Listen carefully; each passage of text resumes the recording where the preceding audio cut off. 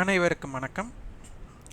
Option tricky trade channel மூலியம் உங்களை சந்திப்பதில் மிக்க மகிழ்ச்சி அடைகிறேன். நான் உங்கள் சந்தோஷ்.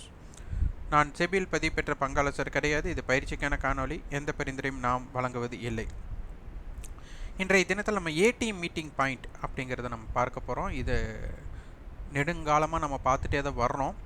புதியவர்கள் இன்னும் சரியான அடிப்படை புரிதல் இல்லாமல் ஏடிஎம் மீட்டிங் பாயிண்ட் என்ன அப்படின்னு தொடர்ந்து கேட்பதால் அவர்களுக்குண்டான விளக்கம்.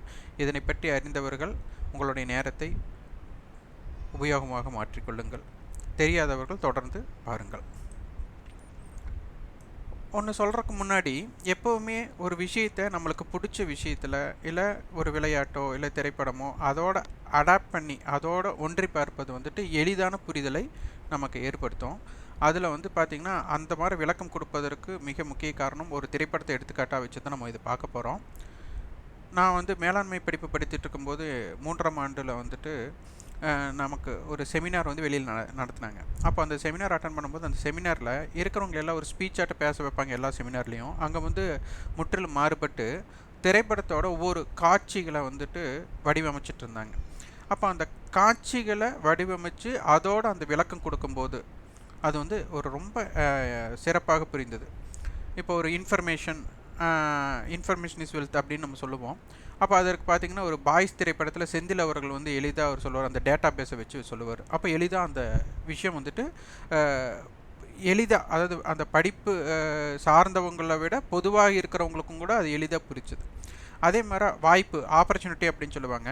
அந்த ஆப்பர்ச்சுனிட்டியில் சில வகைகளை நம்ம பிரிக்க முடியும். அதில் பார்த்திங்கன்னா எனக்கு எடுத்துக்காட்டாக அந்த திரைப்படத்தில் சொன்னது முதல்வன் திரைப்படத்தில் சொல்லுவாங்க. அர்ஜுன் அவர்கள் ஒரு நெறியாளராக மாறுவார். அப்போ பார்த்திங்கன்னா ஒரு ஒளிப்பதிவாளராக இருப்பார். அவரை ப்ரொமோஷனுக்காக வாய்ப்பு அவரை தேடி வரும். அப்போ அது அருகில் இருக்கக்கூடிய வடிவேல் அவர் நான் ஃபோட்டோகிராஃபி நான் எடுத்துக்கிட்டுமா அப்படின்னு கேட்டு வாங்குவார். அப்போது அர்ஜுன் அவர்களுக்கு வாய்ப்பு அவரை தேடி வருகிறது, வடிவேல் அவர் கேட்டு பெறுகிறார். அப்போ ஆப்பர்ச்சுனிட்டிஸுங்கிறது எப்படி வேணாலும் நடக்கலாம் அப்படிங்கிற விஷயத்தை அங்கே எளிதாக நம்ம புரிஞ்சுக்க முடிஞ்சுது. அதுபோல் இந்த விஷயத்தை உங்களுக்கு எளிதாக இன்னும் புரியணும் அப்படின்ட்டு நம்ம காணொலியை தொடர்ந்து பார்ப்பவர்களுக்கு தெரியும் என்ன திரைப்படத்தை நான் எடுத்துக்காட்டாக சொல்ல போகிறேங்கிறது அவங்களுக்கு தெரியும். ஏன்னா இது முதல்ல நம்ம சொன்னது தான். புதிதாக இருக்கிறவங்களுக்கு தான் இது புதுசாக தெரியும். அது பார்த்திங்கன்னா அருணாச்சலம் திரைப்படம் அப்படிங்கிறது எல்லாருக்கும் தெரிஞ்சதான். அந்த படத்தை நல்லா ரசித்து பார்த்துருப்போம். ஆனால் அதில் இருக்கக்கூடிய கண்டென்ட் அப்படிங்கிறது பார்த்திங்கன்னா ஒரு பிற்பகுதியில் திரு ரஜினி அவர்கிட்ட ஒரு பொறுப்பு வரும். ஒரு 30 கோடியை 30 நாளில் செலவு பண்ணணும், அதாவது எக்ஸ்பென்ஸ் பண்ணணும். அதை என்ன பண்ணணும், 0 பண்ணணும். 30 கோடி ஈக்குவல் டு நம்ம எண்டில் என்ன பண்ணணும், 0 செய்யணும். ஈக்குவல் டு கிடையாது. அந்த 30 நாளில் அது 30வது நாள் 0 பண்ணாலும் சரி, அதுக்கு முன்னாடி பண்ணாலும் சரி, ஆனால் 30 கோடி 30 நாளில் செலவழிச்சிருக்கணும். இதுதான் கண்டென்ட், அந்த திரைப்படத்தை கண்டென்ட். அதே கண்டென்ட்டு தான் ஏடிஎம்க்குன்ட்டு அட் த மணின்னு சொல்லுவாங்க. அதை சேம் ஸ்ட்ரைக் சேம் ப்ரைஸ் அப்படிங்கிறதா இதோட தாரக மந்திரமே. இது இறுதியில், அதாவது நம்மளோட எக்ஸ்பெரி, நம்ம இந்த எக்ஸ்பெரி வச்சுருக்கோம், இந்த கான்ட்ராக்ட் வச்சுருக்கோம் தெரியுங்களா, இந்த கான்ட்ராக்டோட எக்ஸ்பெரியில் அட் த மணி அப்படிங்கிறதுக்கு 0 இருக்கணும். ப்ரீமியம் 0 பண்ணணும். இதுதான் இதோட கண்டென்ட். அப்போது இந்த திரைப்படத்தில் எளிதாக எல்லாருக்கும் தெரியும், ஒரு நாளைக்கு 1 கோடி ரூபா செலவு பண்ணால் 30 நாளில் 30 கோடி செலவு பண்ணலாம் அப்படின்ட்டு எளிதாக தெரிஞ்சிடும். ஆனால் வில்லன்கள் என்ன பண்ணுவாங்க, அந்த செலவு செய்கிறத வருமானமாக மாற்றுவாங்க. அப்போ அதுபோல் இங்கே ஏடிஎம் ப்ரைஸ் 0வை நோக்கி பயணம் பண்ணும்போது வில்லன்கள் என்ன பண்ணுவாங்க, அந்த ஏடிஎம் ப்ரைஸை இன்க்ரீஸ் பண்ணுவாங்க. அது என்ன இன்க்ரீஸ் பண்ணினாலும் இறுதியில் அது 0 பண்ணணும். இதுதான் கண்டென்ட். இதை நன்றாக நீங்கள் புரிஞ்சிட்டிங்க அப்படின்னா உங்களுக்கு இனி நான் சொல்லக்கூடிய கருத்துக்கள் உங்களுக்கு எளிதாக புரிஞ்சுக்கும். இப்போ பாருங்கள், ஃப்யூச்சர் முடிஞ்சது பார்த்திங்கன்னா 23,625. இப்போ நம்ம ஸ்ட்ரைக் அப்படின்னு எடுத்துக்கிட்டால் 23,625 அப்படின்ட்டு நிஃப்டியோட ஸ்ட்ரைக் இல்லை. அப்போ நிஃப்டியோட ஸ்ட்ரைக்ஸ் எப்படி இருக்கும், 23,500, 550, 600, 650, 700 அப்படின்னு இருக்கும். அப்போ இந்த 625 பகிர்ந்துக்கிறவங்க யார் அப்படின்னு கேட்டால் 600ம் 650ம். அப்போது இந்த 600 காலும் 650 புட்டும் இதனை சமமாக பகிர்ந்து கொள்வார்கள். இது இந்த 625 இருக்கிறது இது நல்லா புரிஞ்சுக்கணும். ஏன்னா மிட் கரெக்டான மிட் இது 50 பாயிண்ட்டு, இந்த 50 பாயிண்ட் டிவைட் பை 2 போட்டால் 25. அப்போது நம்மளுக்கு 625. அப்போ இந்த இடத்த இதை நீங்கள் போய் பார்த்தீங்க அப்படின்னா இது எப்படி இருக்கும் அப்படின்னா 600 காலும் 650 புட்டும் சமமாக இருக்கணும். அதே மாதிரி 600 புட்டும் 650 காலும் சமமாக இருக்கணும். அதே போல் 550 கால் ஈக்குவல் டு 700 புட். இதே போல் 550 புட் ஈக்குவல் டு 700 கால். இது எல்லாமே நமக்கு ஒரே மாதிரி இருக்கும். அதை வாங்க இப்போ நம்ம பார்க்கலாம். இப்போ பாருங்கள், இங்கே நான் இதை மட்டும் மாற்றுறேன். 650 அப்படின்ட்டு இருக்குது. 650 புட் ஆப்ஷனுடைய விலை பாருங்கள் 194 ரூபாய். 650 புட் ஆப்ஷன். 600 கால் ஆப்ஷன் பாருங்கள் 194 ரூபாய். அப்போ இதுதான் இங்கே இருக்கக்கூடிய விஷயமே. ஆப்ஷன் செயினில் இந்த ஏடிஎம் மீட்டிங் பாயிண்ட்டுங்கிற சம்மா இருக்கணும். இங்கே ஏடிஎம் மீட்டிங்கிறது உங்களுக்கு இங்கே ஏடிஎம் இல்லை அப்படிங்கிறதுனால நான் வந்துட்டு இதை பேஸ் பண்ணி உங்களுக்கு சொல்கிறேன். இதே பாருங்கள் 600 புட் ஆப்ஷன் 170 ரூபா இருக்காங்க. 600 புட் ஆப்ஷன் 170 ரூபாய். இப்போ 650 காலை பாருங்கள் 650 கால் 171 ரூபா. அப்போ இதுதான் விஷயமே. அப்போ நம்ம 550 கால் 700 புட்டை பார்க்கலாமா? இப்போ 700 புட்டை பார்க்குறேன். 700 புட் ஆப்ஷனுடைய விலை 221 ரூபா. அப்போ இந்த 221க்கு அருகில் தான் 550 கால் இருக்கணும். 221 பார்த்தீங்களா? அப்போது இதோட அமைப்பை நம்ம ஃபஸ்ட்டு புரிஞ்சுக்கணும்.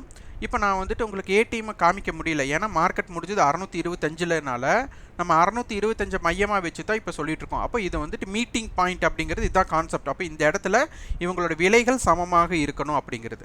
ஓகே, இப்போ வந்து நம்ம சப்ஜெக்ட்டுக்கு போகலாம். ஏடிஎம் அப்படிங்கிறது இப்போது இந்த கால் புட்டோட டிஃப்ரெண்ட்டு தான் நமக்கு என்ன அப்படின்னா ஏடிஎம். இப்போ வந்து 600 call put, 650 call put, 550 call put இப்படி எடுத்துக்கிறோம். இந்த ஆப்ஷன் செயின் இயங்கிறது ஃபுல்லாகவே ஃப்யூச்சரை பேஸ் பண்ணி, நல்லா புரிஞ்சுக்கோங்க, ஃப்யூச்சரோட ரேட்டை பேஸ் பண்ணி. அப்போ 600 கால் 204 ரூபாயும் இவங்க 162 ரூபா இப்போ இருக்கிறாங்க அப்படின்னு ஒரு எடுத்துக்காட்டுக்காக வச்சுட்டா, இப்போ நான் இதை வந்துட்டு உங்களுக்கு அந்த டேபிள்லேயே காமிக்கிறேன். அப்போ தான் உங்களுக்கு எளிமையாக புரியும். ஏன்னா இங்கே செட்டில்மெண்ட் ப்ரைஸ் வரும், இங்கே வந்துட்டு உங்களுக்கு செட்டில்மெண்ட் ப்ரைஸ் இல்லை.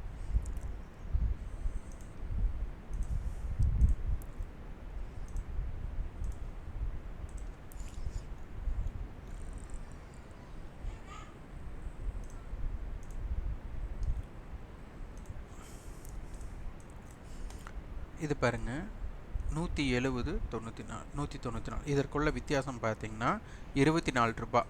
அந்த 24 ரூபாயை 2ஆல் வகுத்தா 12 பாயிண்ட் வரும். அப்போது 182 ரூபாய். அப்போது 23,600 ஃப்யூச்சர் வரும்போது காலுடைய விலையும் புட்டோட விலையும் சமமாக மாறணும். புரிஞ்சுதுங்களா? எது ஃப்யூச்சர் வரும்போது நீங்கள் வந்து ஸ்பாட்டோட கம்பேர் பண்ணக்கூடாது. நீங்கள் ஸ்பாட்டோட கம்பேர் பண்ணிங்க அப்படின்னா இப்போ பார்த்தீங்கன்னா உங்களுக்கு ஸ்பாட் வந்து 23,587. இப்போ ஃப்யூச்சர் எங்கே இருக்குதுன்னு கேட்டால் நீங்கள் வந்து ஃப்யூச்சரில் போய் பார்க்கக்கூடாது. இதோட டிஃப்ரெண்ட் எவ்வளோ 24. இதோட யாரோட விலை ஜாஸ்தியாக இருக்கா? காலோட விலை ஜாஸ்தி இருக்கா? அந்த ஸ்ட்ரைக்கோட இதை ஆட் பண்ணுங்கள். அப்போது 23,624 அப்படிங்கிறது ஈஸியாக சொல்லணும். அப்போ அந்தளவுக்கு நீங்கள் தயாராக இருக்கணும். இது புதிதாக இருக்கிறவங்களுக்கு இது புதுசாக இருக்கும், ஆனால் இதை நீ நன்றாக புரிந்து கொண்டால்தான். இப்போது எப்படி வந்துட்டு 30 கோடியை அப்படின்னு சொல்கிறாங்களோ அதுபோல் இப்போ ஏடிஎம்மோட ப்ரைஸ் வந்து நம்மளுக்கு 182 அப்படின்னு இருக்கா. இந்த 182ங்கிறது நீங்கள் அப்படியே நீங்கள் வந்து படிப்படியாக சொல்லலாம். 23,600 கால் புட் இந்த விலை சமமாக இருக்கணும். 182 ரூபா இப்போ கொடுத்துருக்காங்களா? 23,650 கால் புட். இது என்ன பண்ணணும்னா இந்த 182 இருக்கலாம், இல்லை குறையவும் செய்யலாம், அதிகரிக்கவும் செய்யலாம். இது செலவு செய்கிறாங்க, ஏன்னா இது டிகே, ஏன்னா ஜீரோவை நோக்கி போகணும். இது எப்படி ஜீரோவை நோக்கி போகணும்னா, நமக்கு வெள்ளிக்கிழமை காலையில் எடுத்துக்கோங்க, அப்போ வியாழக்கிழமை முடிவு இதை எடுத்துக்கோங்க. அப்போ வெள்ளிக்கிழமையிலிருந்து வியாழக்கிழமை எக்ஸ்பைரி வர இது என்ன பண்ணணும்னா படிப்படியாக இந்த ஏடிஎம் மீட்டிங் பாயிண்ட்டோட ப்ரைஸ் இந்த 182 இருக்கா, இது அப்படியே படிப்படியாக ஒவ்வொரு நாள் ஏறவும் செய்யலாம். இப்போ எப்படி வில்லன்க வந்துட்டு அது வருமானமாக மாற்றினாங்களா, இது 182ங்கிறது அதிகரிக்கவும் செய்யலாம், குறையவும் செய்யலாம். இது ஜீரோ. அப்போ இதுக்கு முன்னாடி இருக்கக்கூடிய ஏடிஎம் மீட்டிங் பாயிண்ட்டை நம்ம பார்க்கணும். அப்போ நமக்கு வந்து க்ளோசிங் எங்கேன்னா 24,000 நடந்தது, 24,020. அப்போ 24,020 நடந்ததில் பாருங்கள், இதுக்கும் டிஃப்ரெண்ட் பார்த்திங்கன்னா நமக்கு 20 பாயிண்ட்டு. அப்போது 195 ரூபா டு 214 ரூபா இதே மாதிரி. இப்போ இங்கே இருந்தது தான் நமக்கு எங்கே மாதிரி இருக்குது, 23,600. அப்போ இங்கே 600ஓடது பாருங்கள் நமக்கு எவ்வளோ இருக்கிறாங்க, 170 டு 194 அப்படின்னு இருக்கிறாங்க. அப்போது கிட்டத்தட்ட நம்மளுக்கு 20 பாயிண்ட்ஸ் நம்மளுக்கு வந்துட்டு டிகே ஆகிருக்கு. டிகே அப்படின்னா செலவு பண்ணியிருக்காங்கன்னு அர்த்தம். இப்போ 200 ரூபா அப்படின்ட்டு இருக்கிற இடத்துல 194 ரூபா இருக்குது அப்படின்னா நமக்கு 20 ரூபாயை இவங்க செலவு பண்ணியிருக்காங்க. அப்போது இந்த 30 கோடி 30 நாளில் செலவு பண்ணணுங்கிற மாதிரி 214 ரூபா இருந்ததை 194 ஆகும், 195 ரூபா இருந்தது 170 ரூபாய் பண்ணியிருக்காங்க. இது ஏன் இந்த டிஃப்ரெண்ட் வருது அப்படின்னா, கரெக்டாக ஃபியூச்சர் வந்து ரவுண்ட் ஃபிகரில் க்ளோஸ் ஆகலை, அதனால தான் இந்த டிஃப்ரெண்ட். கரெக்டாக ரவுண்ட் ஃபிகரில் க்ளோஸ் ஆச்சுன்னா சமமாக இருக்கணும். இதை லைவ் மார்க்கெட்லேயே நீங்கள் செக் பண்ணணும். இந்த லைவ் மார்க்கெட்டில் நீங்கள் செக் பண்ணும்போது தான் இதை பற்றி புரிதல் ஏற்படும். அடுத்தது நம்ம பேசுனது இந்த இம்ப்ளைடு வாலட்டிலிட்டி. இந்த எப்படி வந்து வில்லன்க வந்துட்டு அந்த செலவு பண்ணதை வருமானமாக மாற்றுவாங்களோ, இந்த இம்ப்ளைடு வாலட்டிலிட்டி மார்க்கெட் ஏறவும் வேண்டாம் இறங்கவும் வேண்டாம். இதே இடத்துல இருக்கும்போது இந்த இம்ப்ளைடு வாலட்டிலிட்டி அதிகரிச்சதுன்னா இந்த ப்ரீமியம் 204 ரூபாய்ங்கிறது அதிகமாக மாறிடும். இதை இம்ப்ளைடு வாலட்டிலிட்டி கம்மி பண்ணுறாங்க. இந்த ஏற்ற இறக்கத்தை வச்சு விலை மாற்றங்கள் ஏற்படுவதை வந்துட்டு நீங்கள் தொடர்ச்சியாக இதை பார்க்கும்போது இதை புரிஞ்சுக்கலாம். விவேக் வந்து ஒரு திரைப்படத்தில் பார்த்தீங்கன்னா எல்லாரும் வந்துட்டு பேருந்து நிலையத்தில் பஸ் ஸ்டாண்டில் நின்றுருப்பாங்க கூட்டமாக, ஆனால் இவர் மட்டும் தனியாக போய் பஸ் ஸ்டாண்டை கொஞ்சம் தள்ளி போய் நின்றுருப்பார். அப்போ வந்து எல்லோரும் பேசுவாங்க, முட்டா பையனாட்டிருக்கானாட்டிருக்கு பஸ் ஸ்டாண்டு தள்ளி போய் நின்றுருக்கான்ட்டு. ஆனால் பஸ்ஸு பார்த்தீங்கன்னா பஸ் ஸ்டாண்டில் நிற்காமல் தள்ளி போய் நிற்கும், அவர் மட்டும் ஏறி போயிடுவார். அப்போ சொல்லுவார், எந்த பஸ் ஸ்டாண்டில் வந்துட்டு பஸ் நின்று இருந்திருக்கு அப்படின்னு சொல்லிட்டு அவர் போவார். அப்போ அவர் தொடர்ந்து அப்சர்வ் பண்ணுறார். அப்போ அந்த அப்சர்வேஷன் தான் இங்கே நம்மளுக்கு தேவை. அப்போ இந்த ஏடிஎம் மீட்டிங் பாயிண்ட்டு நீங்கள் தொடர்ச்சியாக பார்த்தா தான் மார்க்கெட்டோட ஏற்ற இறக்கம் ஸ்பீடு அப்படிங்கிறத நீங்கள் உணர முடியும். அப்போ மார்க்கெட் வால்டைலாக இருந்தால் இந்த ஏடிஎம் மீட்டிங் பாயிண்ட் எப்படி நடக்குது, கிராஜுவலாக ஏற்றம் கிராஜுவலாக இறக்கம் மார்க்கெட் சைடுவேக்குள்ளே இருந்தால், அப்போ இந்த மாதிரி நிகழ்வுகளை இதை வச்சு நம்ம வந்துட்டு ஒரு ஸ்ட்ராட்டஜியை நீங்கள் பில்ட் பண்ணிங்க அப்படின்னா இந்த ஏடிஎம் மீட்டிங் பாயிண்ட் வந்துட்டு ரொம்ப ரொம்ப எளிதாக இருக்கும். இது எந்த ஸ்ட்ரைக்காக இருந்தாலும் சரி, ஏடிஎம் ஸ்ட்ரைக்கோட ப்ரீமியம் நம்மளுக்கு வந்துட்டு விலை வந்துட்டு நம்மளுக்கு ஒன்றாக வேண்டும். இப்போ இது 182 அப்படிங்கிறத நம்ம இந்த 2 பேர்த்தோட சராசரியை வச்சு இது பண்ணிட்டோம். காரணம் என்னென்னா அப்போ தான் மிட் பாயிண்ட் வரும் அப்படிங்கிறக்காக. அப்போ 23,500 கால் போட்டு நாளைக்கு உடனடியாக வந்ததுனாலும் அந்த விலை 182 டிகே ஆகாத பட்சத்தில் அந்த டயத்தில் என்ன இருக்கோ அதுதான். இதே மார்க்கெட் வந்துட்டு 23,800 போயிட்டாங்க அப்படின்னாலும் அந்த கால் புட்டோட விலை இதை சார்ந்து தான் இருக்கும். இது வில்லங்க எப்படி அவங்க செலவு பண்ணி இது பண்ணாங்களோ, ஒன்று 182 தாண்டியும் இருக்கலாம், இல்லை குறைந்து இருக்கலாம். ஆனால் இந்த ஃபியூச்சர் வந்து 23,800 அப்படின்னு வரும்போது இதனுடைய கால் புட் விலை சமமாகணும். அதுதான் சேம் ஸ்ட்ரைக் சேம் ப்ரைஸ் அப்படிங்கிறத நீங்கள் புரிஞ்சிட்டிங்க அப்படின்னா இது வந்து உங்களுக்கு எளிதாக இருக்கும். இந்த ஆப்ஷன்ஸ் ட்ரேட் பண்ணுறவங்க எல்லாருமே இதை வந்து இதனை முதல்ல அப்சர்வ் பண்ணிங்க அப்படின்னா தான் இதில் இருக்கக்கூடிய அனைத்து விஷயங்களுமே புரிஞ்சுக்க முடியும். இதை வச்சு நீங்கள் ஸ்ட்ராட்டஜிஸ் பண்ண முடியும்.